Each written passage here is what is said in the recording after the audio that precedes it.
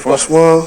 Parce que pourquoi cette forte estime pour Asalfo? Parce que depuis que je suis petit, je suis fan de Magic System. Et une fois, j'avais vu un documentaire au temps où Premier Gaou était en train de marcher en France. Et quand j'ai regardé, ça m'avait fait un truc en fait.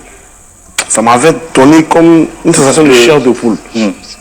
Et quand j'ai grandi, toujours en étant fan, mon père que j'ai perdu il y a 4 ans, je lui ai demandé un jour, papa, tu veux quoi comme cadeau? Je veux que tu m'offres un CD de Magic System. Wow. Et en ce moment, l'album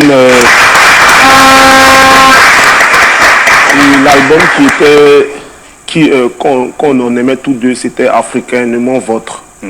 Parce que c'est un album moi qui m'a marqué avec des titres comme Africa, Tu es fou, Nenda, tout ça. Et donc j'ai offert le disque de Magic System que moi j'aime à mon père. Et il m'a béni comme si c'était, je sais pas, et il était super content. Il était super content. Et donc, et moi, dans mon plan de carrière, moi il y a 2 personnes à qui je veux ressembler. En Afrique ici, je veux un peu de cerveau de Asalfo et celui de Don Jazzy. Je pense que si les 2 là sont collés et qu'on me met juste un peu ici, je serai très utile pour ce continent. Franchement, moi, c'est mon idole. Je suis toutes ces interviews, tous ces podcasts. Et celui qui est à ma gauche, c'est mon grand, tu vois. Moi, j'appelle tous ceux qui me donnent des conseils et qui me forment, je les appelle mes maîtres. Surtout ceux qui te donnent l'argent. Voilà.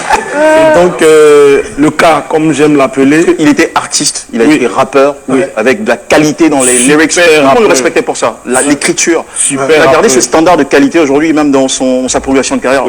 Aujourd'hui, à devenir leader maintenant d'une véritable industrie du business de la musique. Ça, c'est quelque chose de très respectable. Et il y a aussi ce que vous ne savez pas, c'est un très grand directeur artistique. Et moi, c'est la qualité même que je respecte le plus chez lui. C'est quelqu'un qui peut te transformer une idée que tu vas trouver banale. Non, allons, et puis développe. Et il m'a appris plein de trucs sur l'industrie.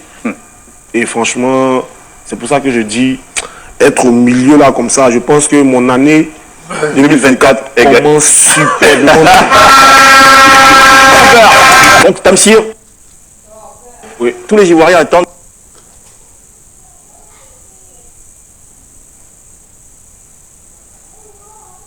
ce moment-là. Tu sais que nous on aime danser, on aime faire la fête. Avant le match.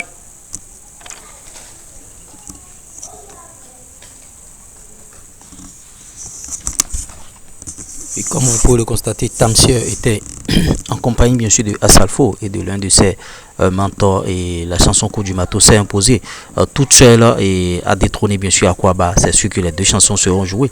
Aujourd'hui samedi, la Côte d'Ivoire joue contre le Mali, donc apprêtez-vous à entendre Coup du Mato. Et il a dit, bon, Asalfo lui a dit lors de la célébration de chaque but, c'est ce qu'il a dit. Donc Aquaba sera joué d'entrée et Coup du Mato viendra après. Donnez vos analyses. Ciao, bye.